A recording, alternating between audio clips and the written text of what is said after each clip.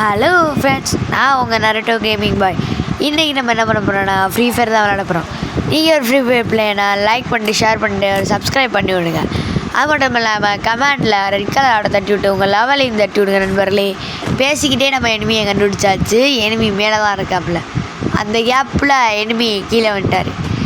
Enemy அடிக்கிற கேப்பில் என் teammate நடுவில் எனிமி அடிக்க ஆரம்பிச்சிட்டார். அதையும் தாண்டி அந்த எனிமி தப்பிச்சு ஓடுதல். நானும் இப்படியே என் டீம்மேட்டை சுற்றிட்டு போவேன். நான் இப்படியே போய் அடிக்கலான்னு போனால் அப்போதான் நோட்டீஸ் பண்ணேன், என் டீம்மேட்டுக்கு 2 அடி விழுந்துச்சு நட்டுன்னு. அப்போ தான் எனிமி இங்கே ஒரு எனிமி இருக்காப்புல தெரிஞ்சிச்சு. அப்புறம் அந்த எனிமியை டவுன் பண்ணிட்டு என் டீம்மேட் ஒரு எனிமி அடிக்க போனார்ல, அவர் கில் எடுக்கலை. நான் போய் அடிக்கலான்னு பார்த்தேன். அந்த கேப்பில் தலைவன் கில் அடிச்சிட்டாப்புல. சரின்னு அடுத்த எனிமியை தேடி போகும்போது தான் இங்கே 2 எனிமி. அதில் ஒரு எனிமி தான் எனக்கு கண்ணில் தெரிஞ்சார். அவருக்கு 2 ஹெட்ஷாட்டை போட்டேன். கரெக்டாக போய் டவுன் ஆகிட்டாப்புல. கரெக்டாக அவருக்கு எமௌண்ட்டு போடலான்னு எமௌண்ட்டு போட்டேன். ஆமாம் ஃப்ரெண்ட்ஸ், ஏன்ட்ட எமௌண்ட்டு ஒன்று தான் இருக்குது. ஏன்னா என் பழைய ஐடியை நான் டெலீட் பண்ணிட்டேன். எப்படி தெரியுமா, நான் ஸ்டோரேஜ் ஃபுல்லாக இருக்குன்னு டெலீட் பண்ணிட்டுருந்தேன். அந்த கேப்பில் இதையும் சேர்த்து டெலீட் பண்ணிவிட்டேன். இப்போ பேசிகிட்டு இருக்கும்போதே இன்னொரு எனிமியை கண்டுபிடிச்சாச்சு. வாங்க அந்த எனிமி அடிக்கிறதுக்குள்ளே நம்ம ஃப்ளாஷ்பேக்கு சொல்லி முடிச்சிடுமா? அடித்ததுக்கப்புறம் ஃப்ளாஷ்பேக்கு சொல்கிறேன். ஆமாம் நண்பர்களே, அதை டெலீட் பண்ணிட்டேன். டெலீட் பண்ண சரி விளையாடலான்னு இன்னொரு நாள் போய் பார்க்குறேன், டெலீட் ஆயிடுச்சு.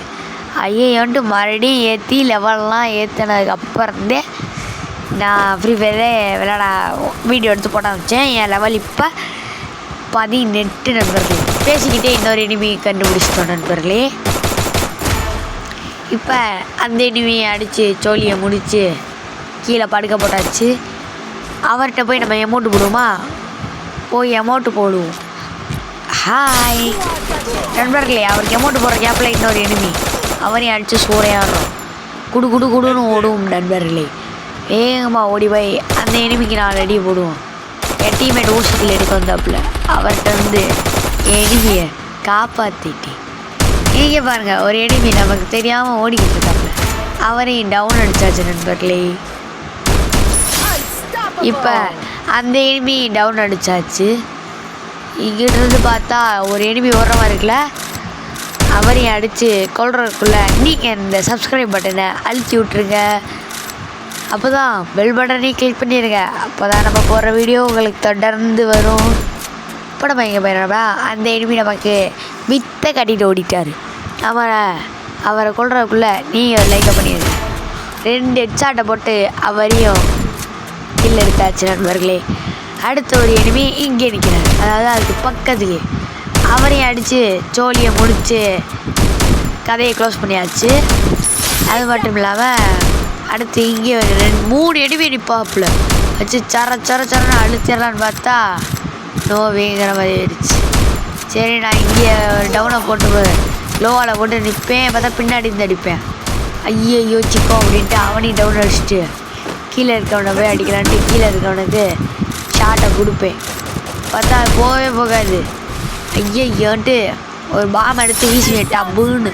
அப்போதான் எனிமி வெளியவே வருவாப்புல.